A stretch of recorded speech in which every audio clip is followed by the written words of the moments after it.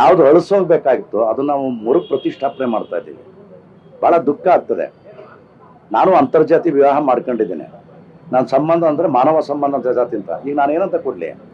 ಇವ್ರು ಏನ್ ಹೇಳಕ್ ಹೋಗ್ತಿದಾರೆ, ಏನ್ ಮಾಡಕ್ ಆಗ್ತಿದಾರೆ ಅಂತ ಗೊತ್ತಿಲ್ಲ. ನಾನು ಯಾವ್ದು ಹೇಳ್ತಲ್ಲ, ಕುಡಿ ಭಾಗ್ಯಗಳನ್ನ ಕುಡಿ, ನಾನು ನೊಂದು ಬೆಂದು ಬಸವಳದವ್ರಿಗೆ ಕುಡಿ. ಉಳ್ಳೋರಿಗೆ ಯಾಕೆ ಮತ್ತೆ ಮತ್ತೆ ಉಣಬಡಿಸ್ತೀರಾ? ಉಳ್ಳೋರಿಗೆ ಯಾಕೆ ಮತ್ತೆ ಮತ್ತೆ ಉಣಬಡಿಸ್ತೀರಾ? ನನ್ನ ಪ್ರಶ್ನೆ ಅಷ್ಟೇ. ನನ್ನ ಹೆಂಡತಿಗೆ ಯಾಕೆ ಬಸ್ಸಲ್ಲಿ ಓಡಾಡಬೇಕು? ಸಿದ್ದರಾಮಯ್ಯನವ್ರ ಹೆಂಡತಿಯರಾಗಲಿ ಮಾದೇವಪುರ ಹೆಂಡತಿಯರಾಗಿ ಬಸ್ಸಲ್ಲಿ ಓಡಾಡಬೇಕು? ಫ್ರೀ ಕರೆಂಟ್ ಆಡಬೇಕು? ಕೊಡುಬಡವ್ರಿಗೆ ಕುಡಿ. ಅದು ಹಂಗಲ್ಲ.